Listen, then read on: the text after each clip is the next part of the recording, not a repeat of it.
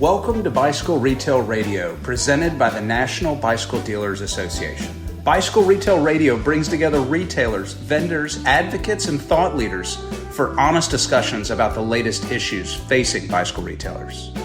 The podcast dives deep into the challenges and triumphs of the bicycle industry, providing an in-depth look at the person behind the profession. Aiming to deliver content that's both relatable and thought-provoking, offering real-world tips and insights to help you find success in the bicycle industry. There's a human side of the business, and the podcast aims to share stories, experiences, and strategies that you can apply in your own shop. Whether you're looking for inspiration, practical advice, or a sense of community, you've come to the right place. The National Bicycle Dealer Association has a rich history of supporting retailers across the nation. Founded in 1946 with a mission to strengthen specialty bicycle retailers through education, through research, through communication, and through advocacy. The National Bicycle Dealer Association is proudly supported by our members and our membership. If you'd like to learn more about the benefits of joining, please visit nbda.com.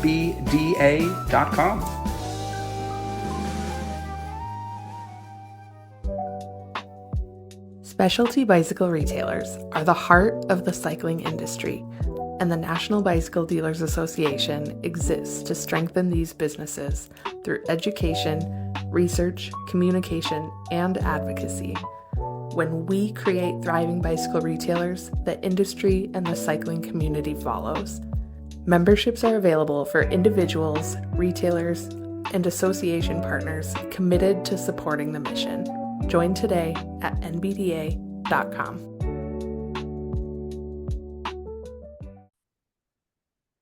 Hey listeners, welcome back to Bicycle Retail Radio. I'm back today with Stephen Phunky Proffitt, Technical Account Manager at Bosch eBike System. We're talking about the 2025 Bosch Dealer Training Tour that has in-person and virtual options. We're exploring how training helps shop tackle service challenges and prepare for the future of e-bike retail and repair. Lots in this conversation. Always thrilled to sit down with Stephen. Hope you enjoy it. Stephen, welcome back to Bicycle Retail Radio. How are you? I'm great. How are you? So good to be back. It's turning fall and I'm super stoked to be here.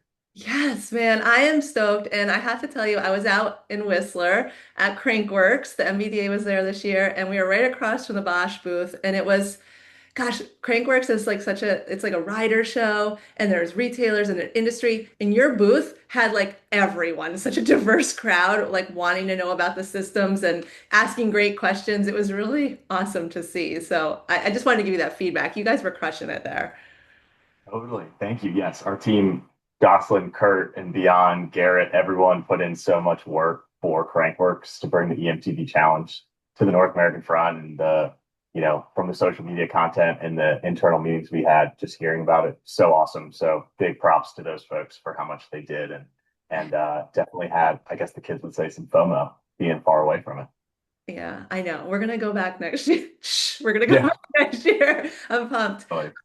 I'm glad that you and I found time on the calendar to connect to do this podcast. It's fall, you just mentioned, and I remember from previous conversations that fall is when Bosch's training school is in session. I know you do your dealer training tour. And I think we talked last about how this October 2025, you've got both in-person and virtual courses. So I want to just like talk through any new curriculum you have and like share tips for retailers, because they're always asking us where they can get their training. So are you stoked right now that it's fall and it's this time for training? And yeah, I know you love that, seeing people in person, right?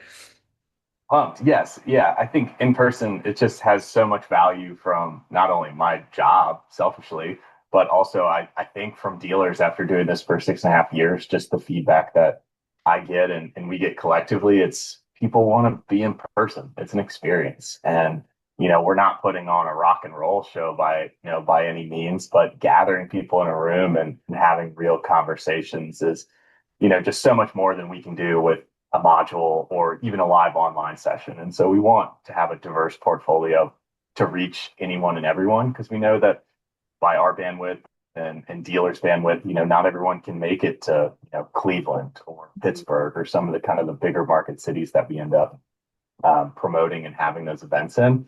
So online is great for that, but in person has my heart for sure. Yeah, I'm with you. And it is so important to offer both, because people just can't always make it. And you know what? That helps us become better humans too, because like there's a way that we work with people in person, and then there's a way that we have to kind of communicate when we're doing something online so we can train it, teach it properly. So, well, all right. So it's been what, a couple months since you and I spoke. What have you been doing? You've been riding, you've been living, you've been busy working at Bosch. Like what's happening in the e-bike world or in Steven's world, maybe I would say. Yeah. Hopefully a little bit of everything. Definitely doing a bunch of riding and doing a bunch of living. And honestly, it's a little bit of a slow time right now, but it's kind of because the storm is coming, if you will. So, booking a lot of travel and gonna lay a lot of miles down between October and the holidays, which is good. So doing a lot of planning on hotels and cities and things of that nature, because before you know it, October 7th for me will come soon, which is actually our first date overall, which will be mine up in Northern Virginia at Tyson's Corner. And Oh, then everyone gets rolling. So calm before the storm for sure on the work front. I can relate. I mean, our P2 program, we have our in-person meetings and they kick off September. So I have like one more week and that like I'm in the last calm before the storm and it's so much fun. I'm so excited, but I've been like laying a little low, because I know it's coming. So um, I There's know that you, little guilt there where you're like, should I be doing more? And you're like, well, come October, I think I'll be on the road 4 days a week for 7 or 8 straight weeks. So it'll all balance out. totally, totally. I know you do love visiting retailers and you talk with a lot of retailers. Is there any kind of common thread or trend that you're seeing or hearing most often? Just to pick your ear a little bit on that. Yeah, I think one of the coolest things for me recently that I've kind of noticed and would consider a theme are the expectations and the deeper conversations that retailers are having more confidence having with consumers on the e-bike front, right? Because if we're 10, 11, 12, 13 years into this kind of whole e-bike philosophy in the bicycle industry, we're finally getting to the point where retailers have seen what's come, what's gone, and I'm hearing when I visit them and when we have trainings in shops that they're being more upfront with customers. Because of course we could sit here for an hour and talk price point. Price point right now is ginormous, Mhm. but retailers seem like they're having better conversations of, this is what that $1,000 product is going to get you. This is what this $1,500 product, 2,000 and beyond, is going to get you, and they're kind of getting the ears more of retailers of what service and reliability looks like, which is huge for us at Bosch because it hopefully helps steer more of those conversations toward the Bosch equipped model, Yeah. that has that durability and that has at the end of the day that serviceability that they might be looking for something they want to get 20 25,000 miles out of and have it for 5, 10, 15 plus years.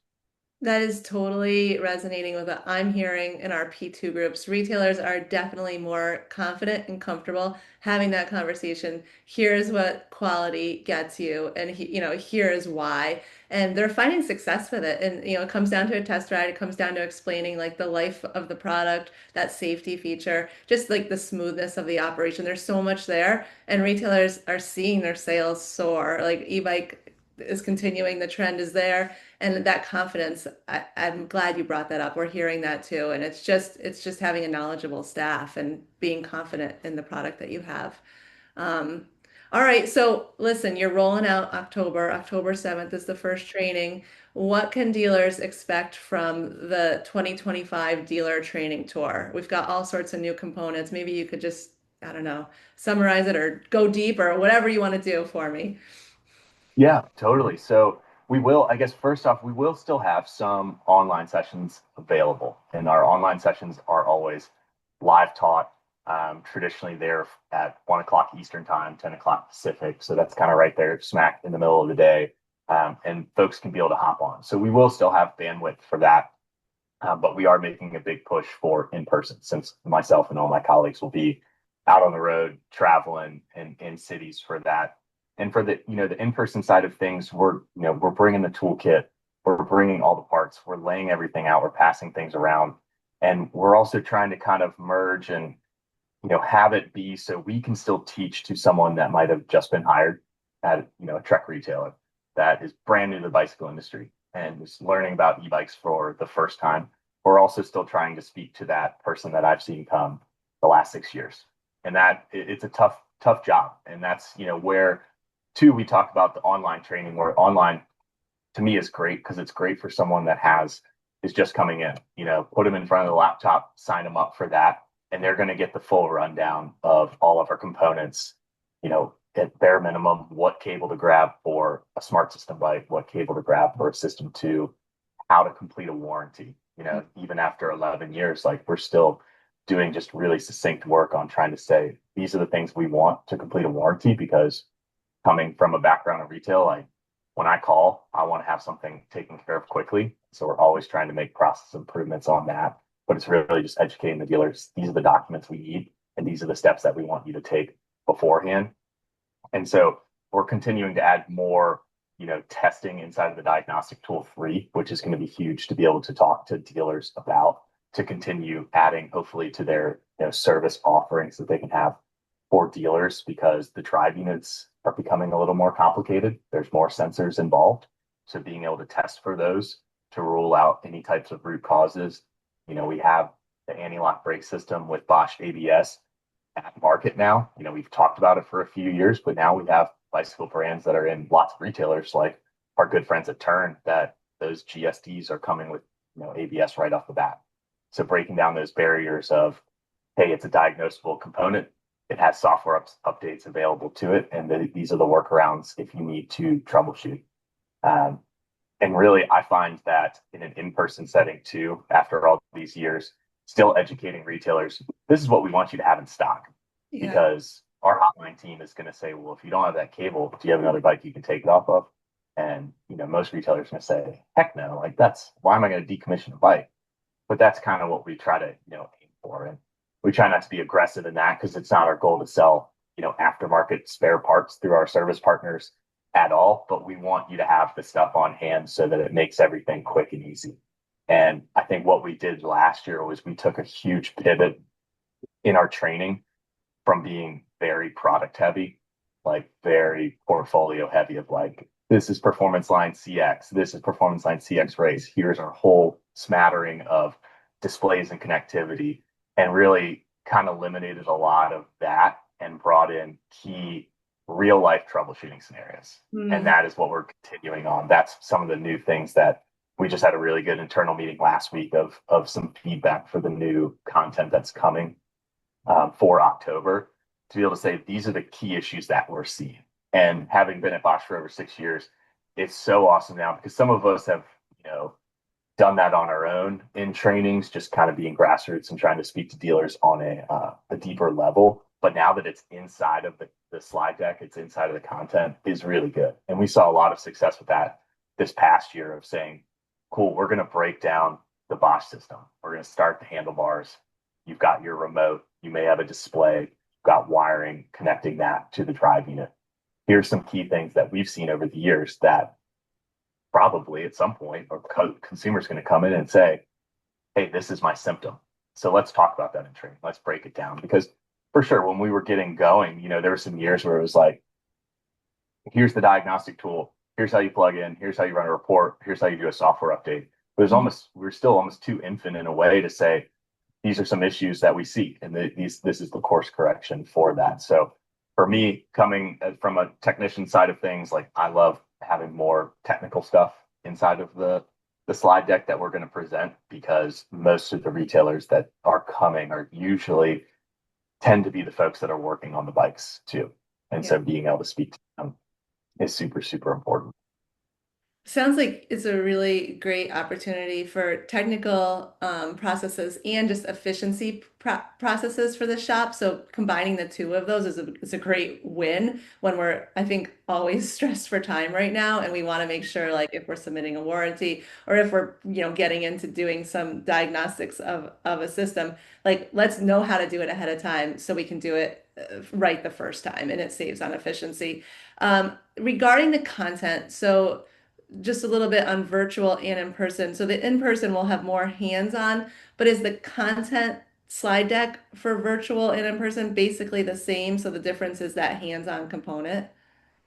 Yes, because we want to stay symmetrical throughout the board. We want to say, we want to have consistency of, my colleague Tanner that's doing trainings in Northern California versus me, here on the East Coast and the Mid Atlantic. So the slide content is the same, but Mm, we love to just be upfront and say, like, when you're behind the computer, we're going to open up that Teams chat. We really encourage folks to share those things, but we're limited by, the good old nature of online. And I find that running my trainings, in person, there might be like a 30-minute period before I advance a slide just because someone brought something up. And I try not to jump around. Sometimes I get a little giddy and will jump around, but you take this topic and then another retailer says like, hey, I had that, but then I also had this.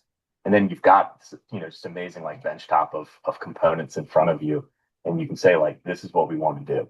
yeah. And, having those 20 to 25 people in the room, to me, that usually becomes the best number of folks. Honestly, 20 is, to me, over the years, been the best amount for an in-person class to be able to have and kind of control the room and be able to share those things and not lose any detail and not lose kind of the audience with that. Yeah. So yes, to answer your question, slideshow content will be the same, but how deep we expand upon it is going to, greatly vary. And I think you even see that in the timing of the trainings, because I teach all the online trainings with my friend Brian Cleveland at our office in California. And, we'll start those right at 1 o'clock, and we'll have a couple breaks in between, but we're wrapping those things up at 3:45, so like under 3 hours. And a lot of times in person, we're starting at 10 a.m. We'll stop around noon, have some lunch, 30, 45 minutes, and we might not wrap up till 2:30 or 3. And I try to make sure it's not like me just talking to folks that are asleep in the room, but it's that people are still wanting to say like, hey, before we go, can we cover this? Because I have a batch of resumulers coming, and I'm kind of nervous about how deeply convoluted those bikes are on just the technical front, because there's just a lot of, there's a lot of wiring, there's a lot of integrated components. And so we'll stop and kind of cover that. And then a retailer will walk away being like, nice. Like, I feel way more empowered to like that. I saw that cable, I saw that, wiring harness, and I know that's what I need to go kind of stock up at the shop to be able to make sure that this troubleshooting and this service work is going to be pretty smooth. Yeah. Sounds like a great opportunity. And I mean, hanging out with you, no one should be sleeping, just so you know that, right? Yeah. I'm sure we have some shop owners maybe that are listening, and maybe they have like a couple staff members and they're like, who do I send? Does it make sense to go virtual in person? Maybe they'll send like one person in person and the rest virtual. I don't know. Like what from your opinion and your advice, what would be your advice to shops trying to decide what makes the most sense for their staff to attend? Totally. I think my beautiful number is 3. If you can send me the sales manager, if you can send me a service advisor, if that is a unique role at your retailer, and a service manager, I think to me that speaks to all 3. Because over the years, especially my territory, and I think I've heard my coworkers say the same thing, is that, we call it the Bosch Dealer Training Tour, and we talk about diagnostics, and we've seen that the attendance is traditionally very service heavy. But at the same point, we do still have, even after the shift of last year in terms of the content, we're still talking about product, and we're still talking about battery safety, and we're still talking about, proper handoffs to consumers, how to deal with certain objections on the retail floor. So, for me, I would send your whole staff and I'll take care of them. I'll make sure that the bottom line is going to increase on that. I'll make that guarantee. But, if we know that it's tricky times as always in the bike world in terms of managing the shop, not closing, maybe traveling a little bit to come to the clinic. But those 3 folks, sales manager, service manager, and a service advisor, service, writer, would be amazing, because it's really those talk to the real life troubleshooting scenarios that we have, how to set those proper expectations with riders. Because I think as a service writer, that's the biggest thing, being able to say like, be versed enough in that you can kind of set those expectations of, well, hey, if we're a Bosch certified dealer, we keep these parts on hand, so the turnaround can probably be pretty quick and kind of ease those consumers that they're not, what we don't like to see or don't want to see is that, e-bike gets dropped off on a Thursday and then it might not be picked up for 2 weeks just because it's trying to figure out the issue. It's ordering a spare part.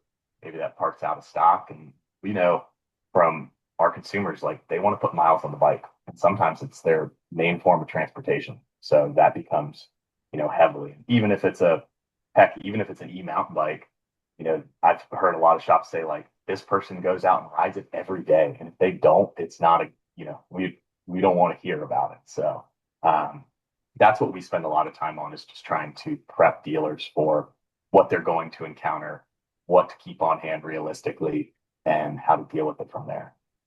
Sounds like a great opportunity for education. I love that you said three. So retailers aren't limited to just one person. And the fact that you threw in the sales manager did catch me off guard. I gotta be honest with you, because I thought it was gonna be just service mechanic techs that we wanted at this, but it makes 100% sense to me that you would want a salesperson there so you can be confident in your answers to the consumer and answers around the product.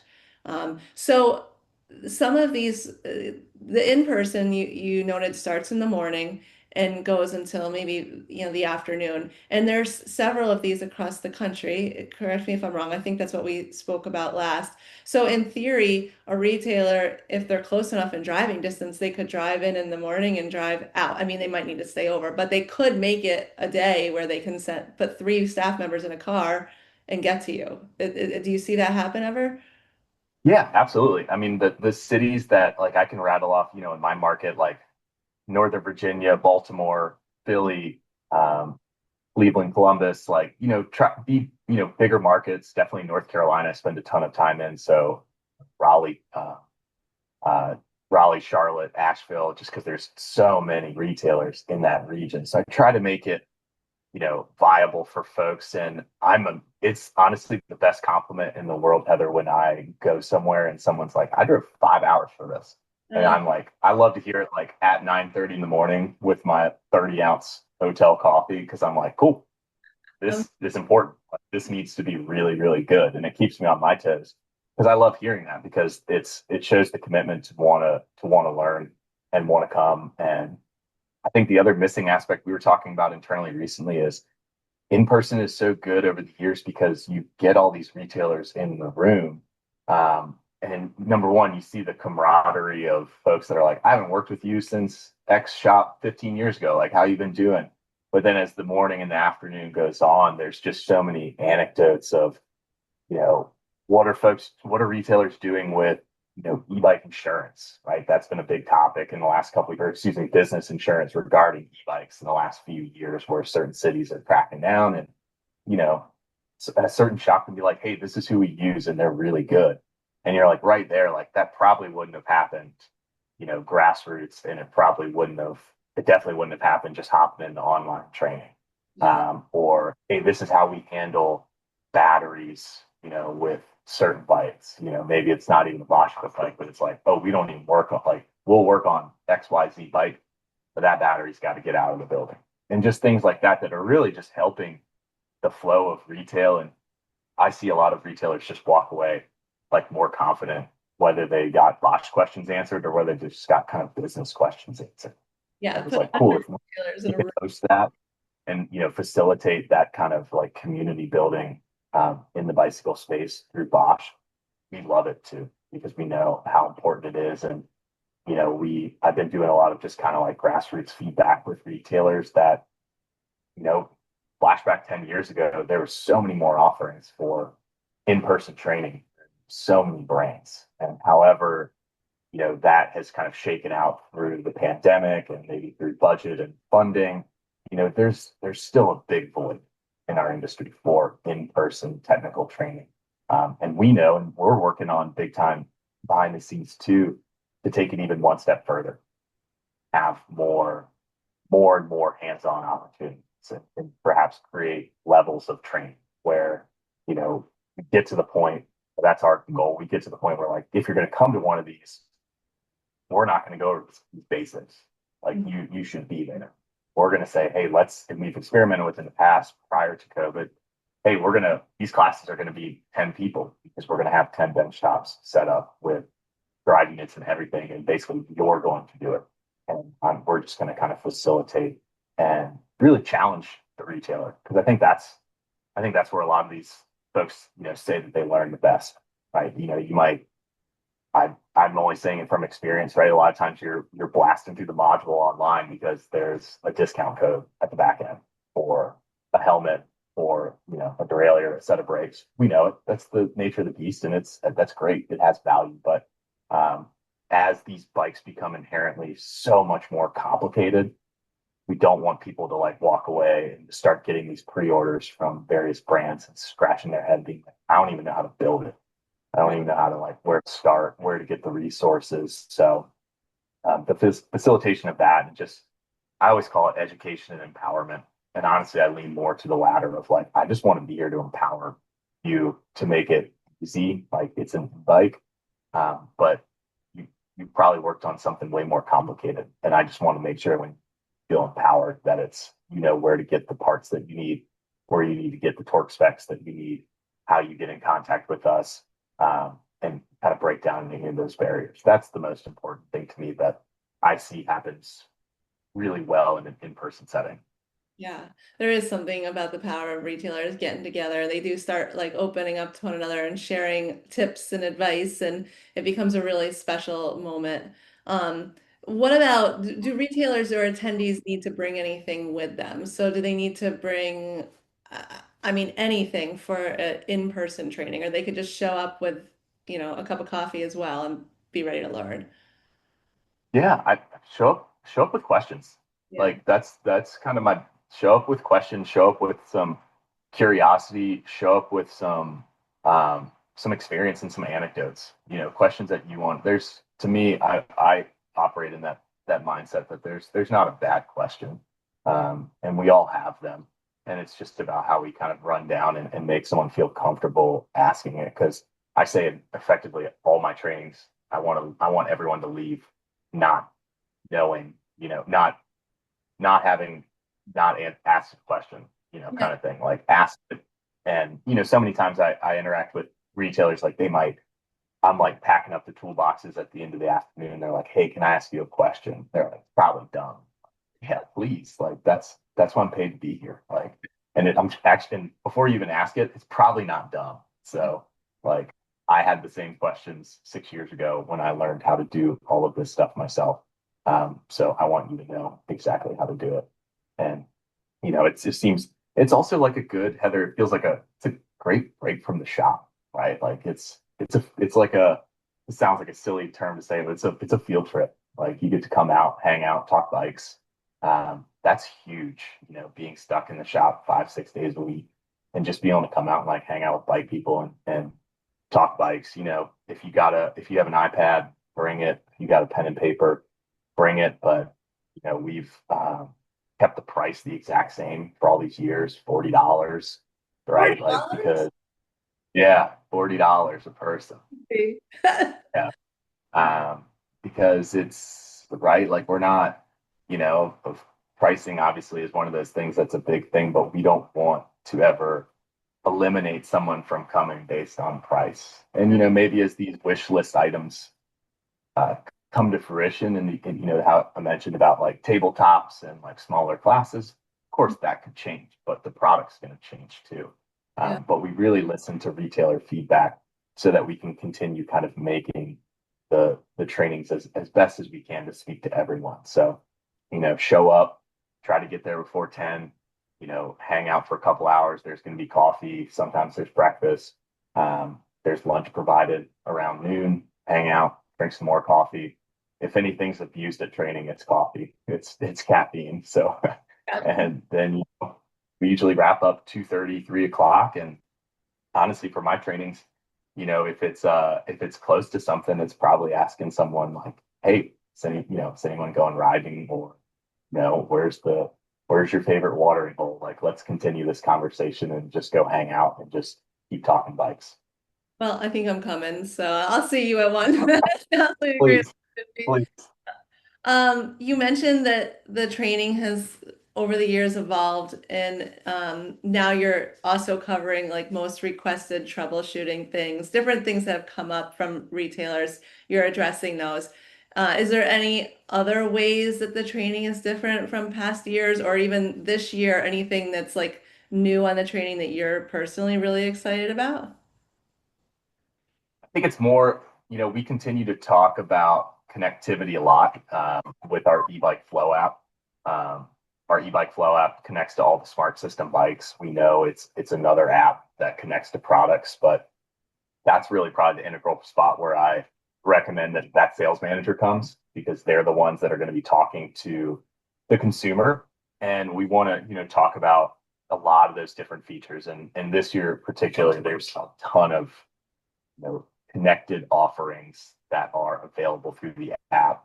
We just came out with one back in July with our performance upgrade that took our BDU 38, which is our newest version of Performance Line CX. A lot of the media calls it our fifth gen Performance Line CX. We took it from 85 Newton meters to 100 Newton meters. Wow. And that just by having the app. So, starting and having those conversations where you're buying a product, and we're not only going to support it from the software side of things and updating it for years to come, but we're actually just adding more things for you to more benefits for your bike. So we're going to see a lot of connected topics in the training this year as well, where, we run through those scenarios of, hey, if it's someone that's coming in that they just want a very reliable e-bike, you don't have to talk about the app. Like, we don't want to eliminate a customer just because we make it so technically convoluted. That's not the case. But we know that a lot of conversations, that's showing them the app, connecting them in, sending them out on a test ride, that's going to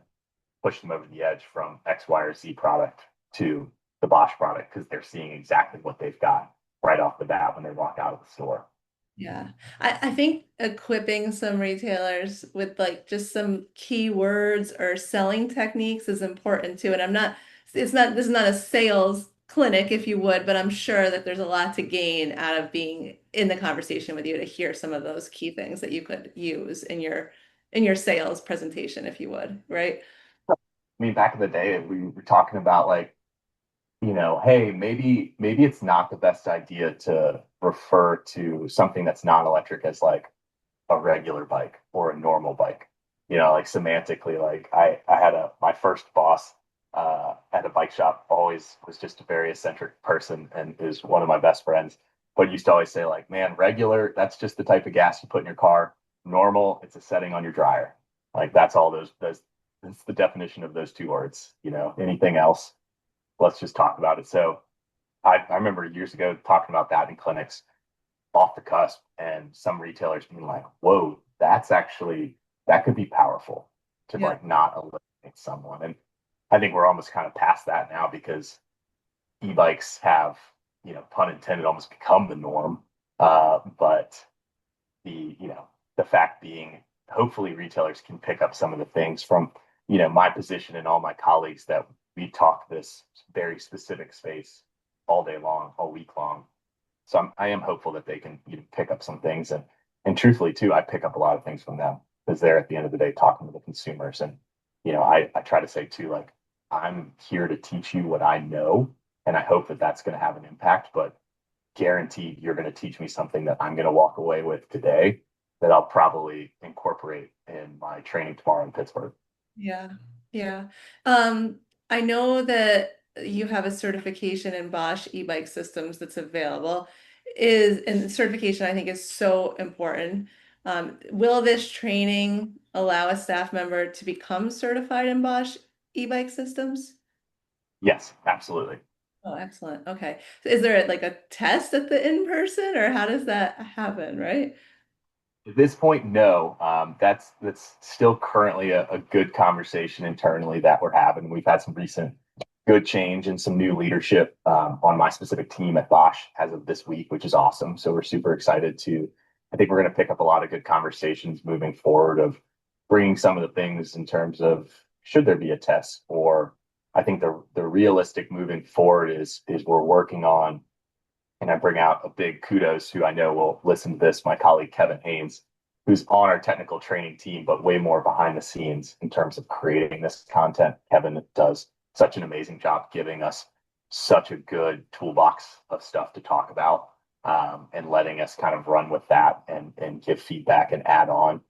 But I think I won't be spoiling anything by saying, in the years to come, really nailing down just kind of like level training where, we'll have some preliminary stuff online where it's, hey, hop onto the portal, take some of these modules, understand the portfolio of our products, and then come out to see us. And when you come out to see us, we're going to get really deep, really quick, and we're really not going to talk about anything basic. Gotcha. Feedback. I mean, you must have people who come year over year. So like the word on the street is it's so valuable, right? Like good day out of the store, get all energized, come back, and I'm sure you see some familiar faces, right? Totally. And that's a huge compliment as well. Like someone that's going to come time and time again just to learn about it. And some of the faces I've seen 6 years straight are coming to learn about one new component that we released, and they might be coming to refresh their skill set on some other things, and maybe just ask the 5 questions that they've got in their notebook to be able to take care of. And I think it definitely serves a good purpose to have these trainings and go to these cities and present what we have. And I was talking to a colleague yesterday, my colleague Aaron Bilsing in the Northeast, of saying like we love starting trainings, especially dealer training tour style, and just saying like, what do you want to learn today? We had a slide last year, and it's 10:15 in the morning, and there's like the third slide of the slideshow says like, what questions do you have? It's usually an audience, but by 1 o'clock, the questions are flowing. And we have a set curriculum, but I think recognizing the retailers per region is huge. Is right. Like I'll use like Pittsburgh again as an example. Like I know the scope of retailers there, and like it might be a little more worthwhile to talk about cargo and city style products and topics with that than it might be than it is to talk e-mountain bikes. Like if you go down to Asheville or even Charlotte, where there's a ton of trail systems, and obviously there's a lot of mountain biking in Pittsburgh too, but there's a lot of good cargo bike shops up there. So kind of bending the curriculum to the city is really important for retailers. And I have a feeling that's why some of them come, because it's being able to talk about it. Because if you hop online, you're going to have someone from Hawaii and you're going to have someone from Brooklyn, and we're going to be talking about the same thing. Okay, so everyone should be registering for this. Like this is a no-brainer to me. $40. I don't even know. Thank you, Bosch. You're amazing. Like, thank you. So say someone does this training, maybe they also send a staff to your online training for that can't make the in-person. They're really taking advantage of what you're offering. What else throughout the year? Is there more opportunities throughout the year to, if people want to like be involved, like even more, I guess. Like I'm not saying you should do more. I'm not saying that at all. I'm just saying, is there more? We do. So we still have the in-store training offering, of course. And that's $150. And that's just, really to cover the cost. Like we're coming to the shop, we're going to back the van up, and we're going to do it, whether it's 8 a.m. so that you can do it before you open, or maybe it's 6 o'clock at night after you close.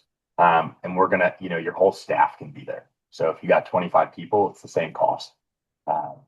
So we really try to, do that. And I've got a kind of a little Rolodex of retailers throughout the year that just kind of know like, hey, in March, we schedule an in-store training just because it works perfectly for us. So we still have live taught online that runs year round, usually about once a month. And all of these offerings folks can find through our Eventbrite page, which I can provide the link for that, which is great timing for recording this because as of yesterday, we have the majority of our fall dealer training tour stops live on Eventbrite. So actually signing up now, and especially by the time we air this, is going to be perfect for folks just to be able to pop on and sign up for their respective region to come out and see us. But in-store trainings are a little harder, moving into October just because we're on the road so much. So dealer training tour traditionally runs from October to about March. And then, in-store trainings, usually the best season for that is about March to August.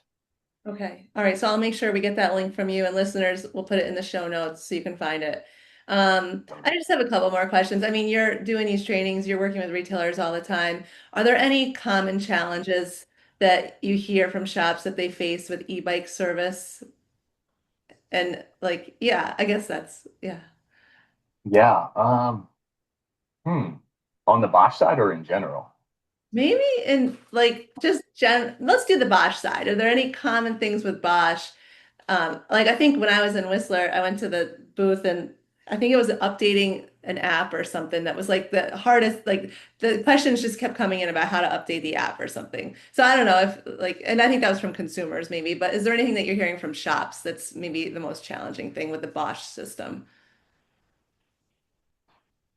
It's a good question. I'm kind of stumped a little bit. I would say, I mean, the most side of things is like, finding a root cause of like what is creating a failure. And I mean, still to this day, not for the low hanging fruit, but retailers just having parts on hand. I think that's the biggest challenge I still see, where I always kind of use the example, which maybe sounds a little too aggressive, but like, you probably wouldn't feel super comfortable taking your bike to a shop that doesn't stock shift cables and housing, right? Like such a core component of a bike shop. And if they were like, oh, we can special order that shift cable for you, it'll be here in a couple of days.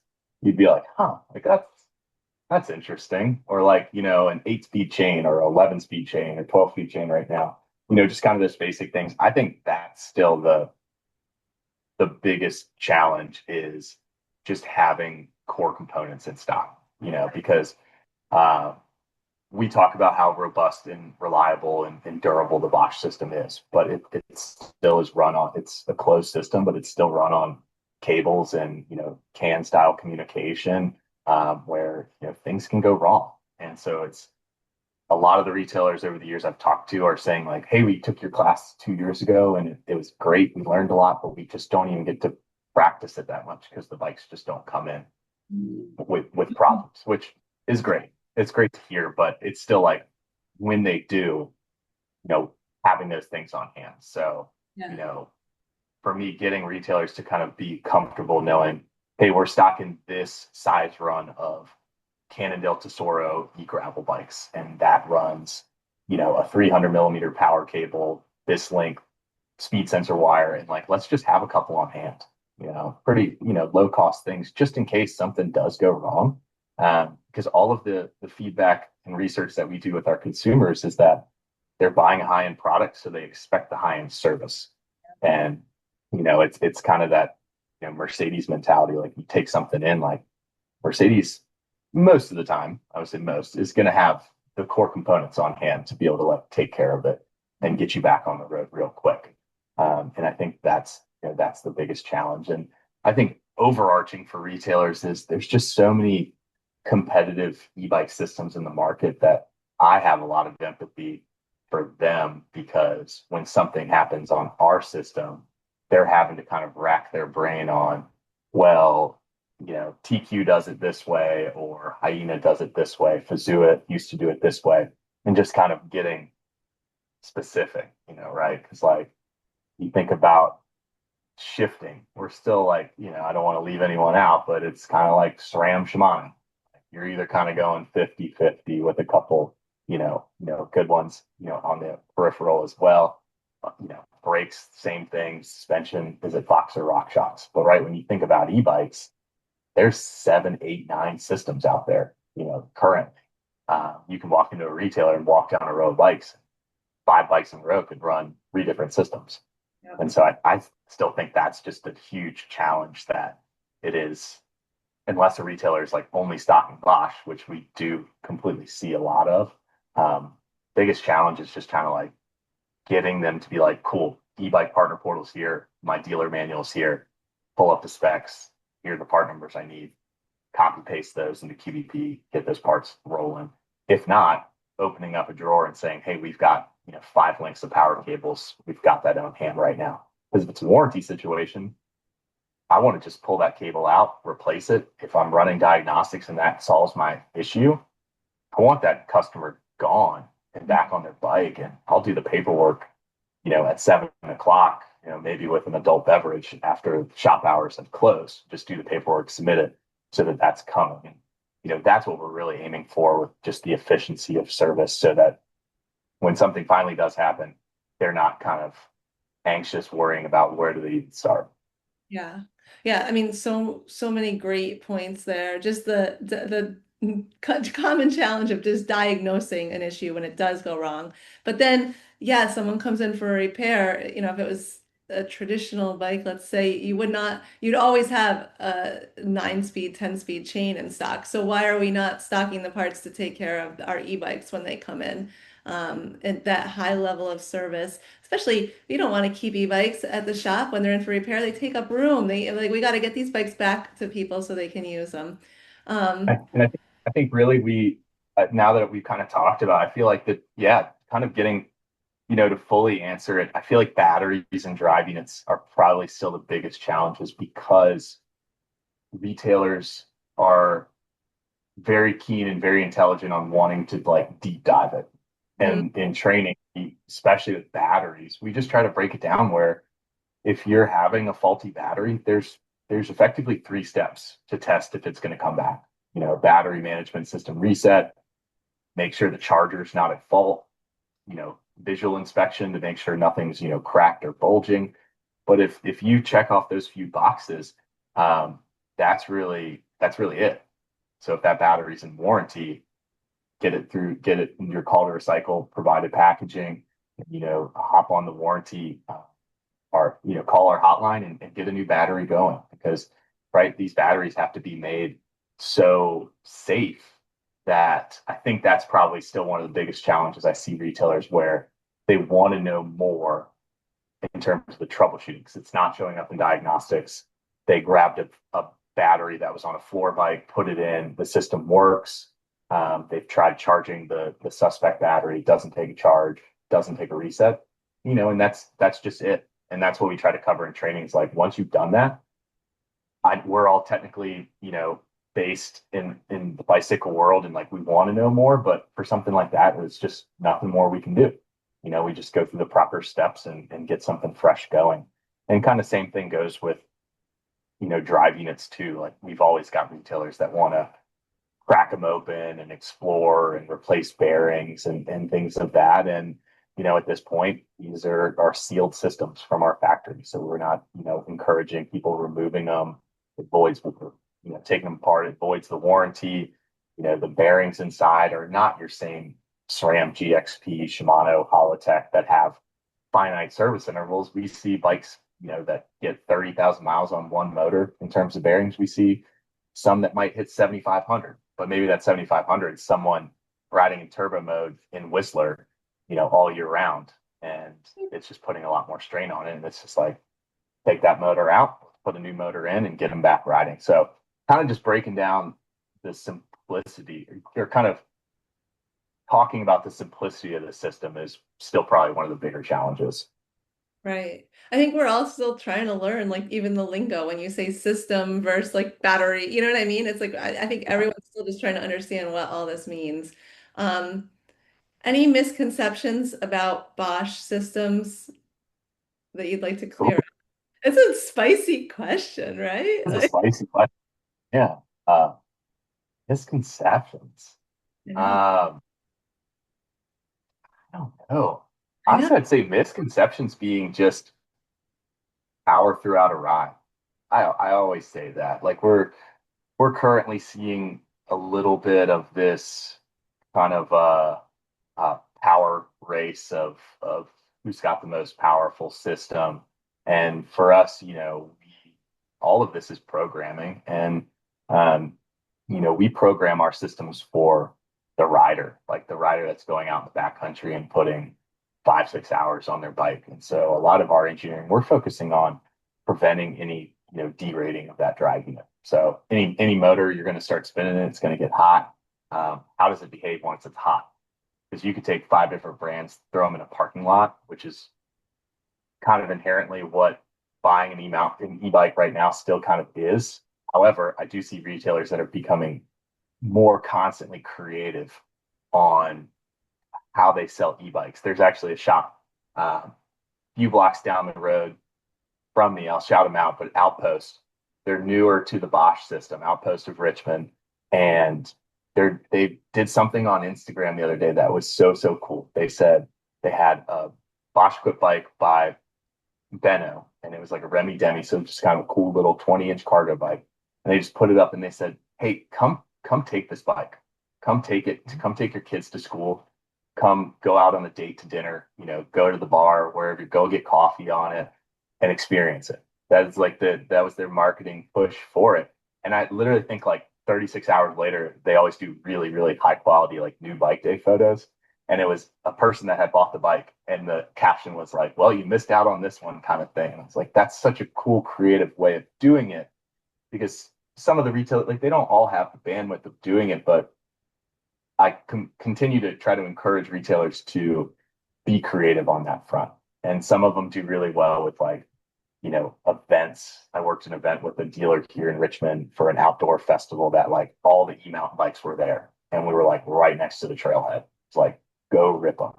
Like, you're not gonna experience it in the parking lot. And we know that not every retailer has the opportunity for this, but just thinking outside of the box makes it so much better to just be able to put the product in someone's hand to be able to see it. Because as consumers, right, we're used to kind of like buying stuff, and it's not a great way of living, but like we're used to buying stuff on the internet, and it comes, and heck, if we don't like it, we just return it.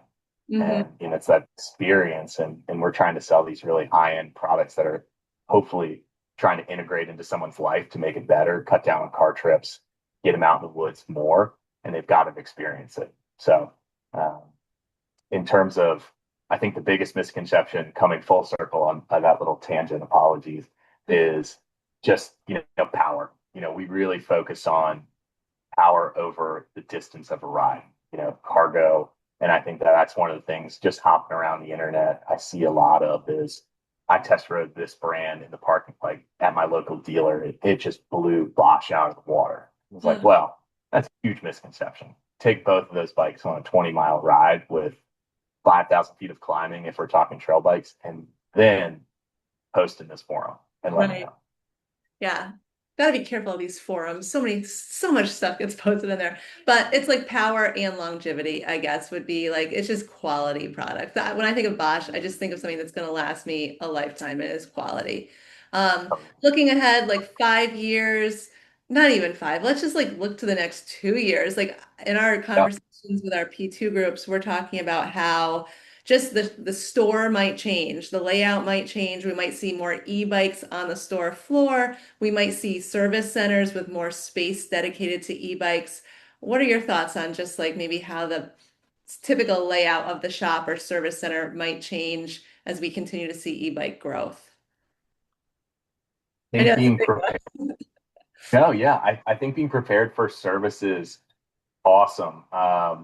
I'll shout them out again, but I was helping the good folks at Outpost with a problem the other day, and they are kind of starting to specialize in like trikes and like Cat Trike and Terra Trike and brands like that, where they don't go in the normal stand. And like we've seen power stands becoming bigger and bigger, but it's like the same day that Park Tool released this new accessory. It was just like a beam with adjustable arms to kind of grab just the random different variations of what we're calling bikes these days. And so I think adapting to that is, I feel like you're going to see service centers be more into the sales floor than see, the amount of space for bikes. That's kind of my hope and envision for the next few years, is the bikes are going to they're going to be different, shapes, sizes. Cargo bikes are continuing to just grow so fast. So I know my lower back says power stands are awesome, because I don't want to lift 100-pound bikes all the time.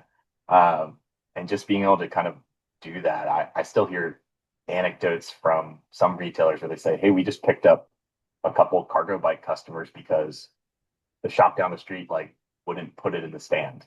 Maybe they didn't even have a stand for it, and that's just to change like a flat tire." So I think doing that, and I think like very much Bosch mentality on this, but like value your service. And bikes are becoming more complicated, and you're putting more human power and effort and time into it. So theoretically, that $20 flat fix is not worth $20.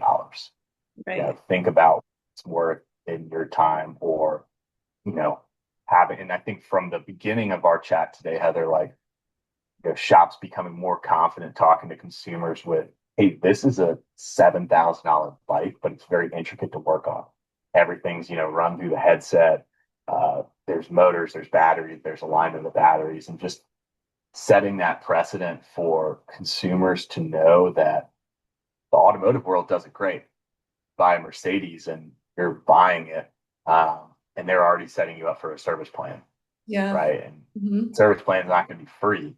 So just, I think that's still a work in progress I see happening in our bike world, is that shops just becoming more upfront and becoming more confident, like having more ground to stand on to say, like, hey, we're going to sell you this. It's a great bike, but you're going to put some service into it. And its prices are higher because you have quality components on this. And you know, even if it's, you know, warranty work, you know, a lot of things in this world, like, you know, I'll continue with this Mercedes example, but like I drive the Sprinter van for work, and you can take it in there for a recall or warranty work, and that invoice that gets sent out, you can look at the labor, and there's a lot of labor. So like the parts will always be taken care of, but shops just kind of being comfortable having this conversation with customers, because maybe it's a little opinion here, maybe it's half opinion, half observation, but seeing some retailers being afraid to lose the sale by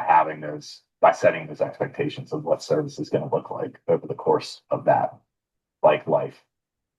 Yeah, we have to be able to speak very clearly and stand up for, you know, the value that we bring and the services that we offer. And I love that you just brought up that this product is going to need service, and selling a service plan. I highly suggest that retailers do that at the time of sale. It just sets the expectations and it makes it easier for everyone.